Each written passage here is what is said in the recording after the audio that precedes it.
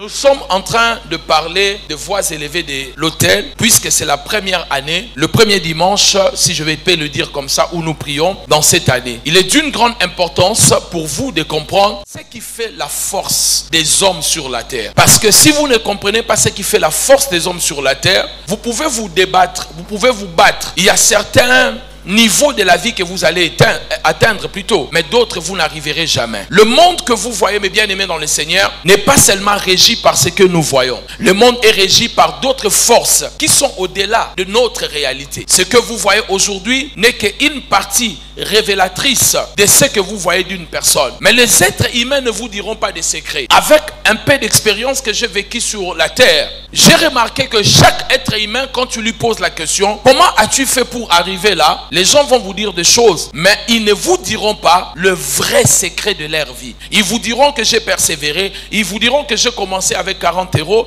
j'ai commencé avec 200 €, mais rarement les gens vont vraiment vous dire ce qui est en train de soutenir leur destin, leur trône et leur force. Ainsi, lorsqu'on regarde dans la Bible, dans Romains chapitre 9, verset 4, la Bible nous présente une nation, la plus grande nation dans le monde. Mais cette nation qui est grande, entourée de 7 ou 8 ennemis. On appelle cette nation Israël. Israël est ici. Tout autour d'Israël, il y a la Palestine, il y a l'Iran. Il n'y a que de pays ennemis qui cherchent à en finir, en découdre avec l'Israël. À ma connaissance, Israël n'a pas de matière première comme nous avons au Congo. Mais partout où vous partez dans le monde, si vous touchez un juif, vous aurez des problèmes et ça peut secouer même une nation, ça peut même secouer un continent. Si vous voulez gagner un procès, que ce soit en Occident, en Amérique du Nord, on vous dira toujours cherchez un avocat juif. Pourquoi un avocat juif? Si vous êtes face à une maladie, on vous dira cherchez un médecin juif.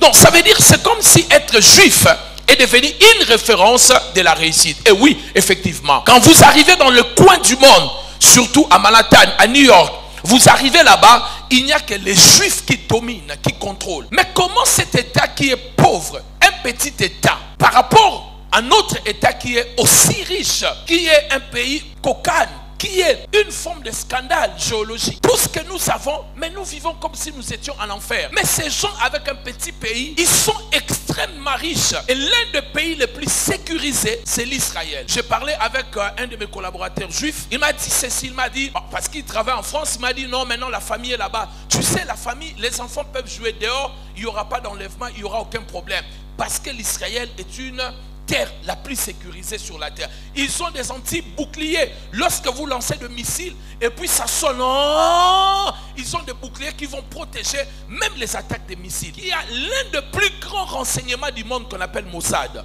Ils peuvent infiltrer tous les pays et toutes les nations, même les pays ennemis, est devenu aussi puissant et fort. Lorsqu'on définit Israël dans Romains chapitre 9 au verset 4, écoutez ce que Paul est en train de dire par rapport à Israël. Il dit Israël, qui sont Israélites ou qui est l'Israël? Il dit l'Israël, c'est celui à qui appartient 1. L'adoption, 2.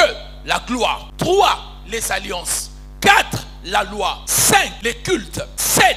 Les promesses, 8. Le patriarche. C'est le 8 fondations qui gardent de manière surnaturelle cet état. Le 8 choses invisibles que les gens ne voient pas. Je vais vous parler aujourd'hui de 2 choses, mais je toucherai une chose. Le patriarche et le culte. Alors, quand vous regardez Israël, cette nation reste debout à cause de leur patriarche et à cause de leur spiritualité. Quand on parle du culte, on parle de la spiritualité. Quand on parle du culte, il n'y a pas culte sans autel. S'il n'y a pas d'autel, on ne peut pas faire le culte. Amen. Donc, les 2 forces qui soutiennent cette nation pour qu'elle soit puissante. Vous savez que l'Israël a connu toutes sortes de guerres. La guerre de 6 jours. L'Israël a été frappé plusieurs fois. Plusieurs guerres depuis les temps antiques. Mais Israël a toujours survécu. Israël est parti en esclavage plusieurs fois. Israël a été ravagé plusieurs fois. Dans l'année 70, Titus a détruit toute la nation d'Israël, Jérusalem. Mais cette nation, même si on l'a détruite, elle est toujours reconstruite.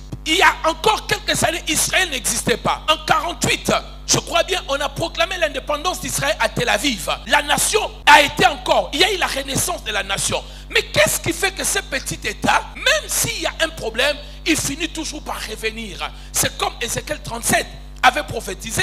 Il a vu les ossements desséchés. C'est qu'Israël était, Hitler avait fait. On appelait cela Holocauste.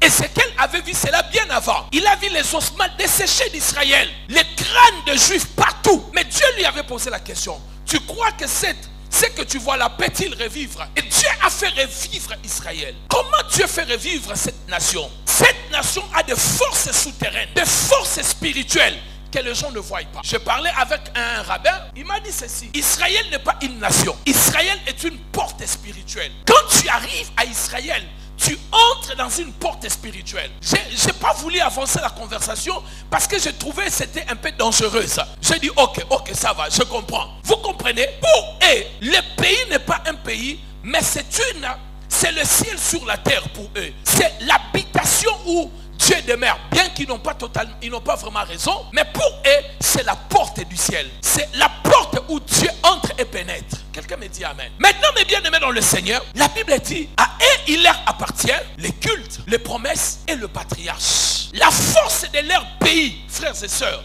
c'est la spiritualité. Laissez-moi vous dire une chose. Vous devez savoir, la force d'une nation ou la force de quelqu'un, ça dépend de sa spiritualité. Le matériel, les richesses ne sont pas plus importants que ce qu'on appelle la spiritualité. Vous prenez le matériel, vous prenez les richesses, ne sont pas plus importants que ce que nous appelons la spiritualité. La spiritualité est plus importante. Je vous donne un exemple. Prenez des rois, prenez des présidents et sénateurs. Chacun d'eux a un féticheur, n'est-ce pas? Ils laissent leur villa. Ils vont dormir pendant les élections. Ils vont dormir dans la forêt. Pour chercher celui qui a la spiritualité. Celui qui a la spiritualité te donne le pouvoir et le pouvoir te donne l'argent. Est-ce que quelqu'un est en train de me comprendre? Jean-Baptiste était dans le désert. Il mangeait des sauterelles. Il mangeait du miel. Il avait un seul habit. Mais la Bible dit, les gens quittaient des palais, même des pharisiens, des notables, quittaient les palais pour aller chercher celui qui avait la spiritualité. S'il y a une chose que vous devez chercher dans votre vie, c'est de ne pas chercher le matériel, mais la spiritualité. L'erreur de l'église, nous sommes devenus des commerçants, des pasteurs. Nous avons négligé la spiritualité.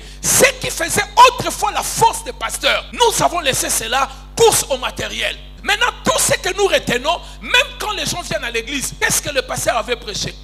Il avait bien prêché. Mais à l'attaquer, il avait prêché. Il est venu avec une jupe comme ça. Parce que nous-mêmes du haut de la chair, nous communiquons le matériel au lieu de parler de la spiritualité. Et l'église est embobinée dans cela. Nous sommes plus ancrés dans le matériel aujourd'hui et il n'y a plus la spiritualité. Qui se souvient encore, il y a un an, dans une église, les paralytiques ont marché? Qui se souvient encore, vous avez vu, il y a un an, les aveugles ont vu dans une église? Qui se souvient encore, dans une église, l'année passée, il y a eu des délivrances spectaculaires. Il n'y en a plus. On a chassé Dieu dans sa maison. Parce qu'on a mis le matériel devant et on a négligé la spiritualité. Notre souci maintenant, c'est de bâtir des écoles, des hôpitaux pour que tu sois confirmé comme un grand pasteur. Qui t'a dit que le premier rôle de l'église, c'est de bâtir les écoles?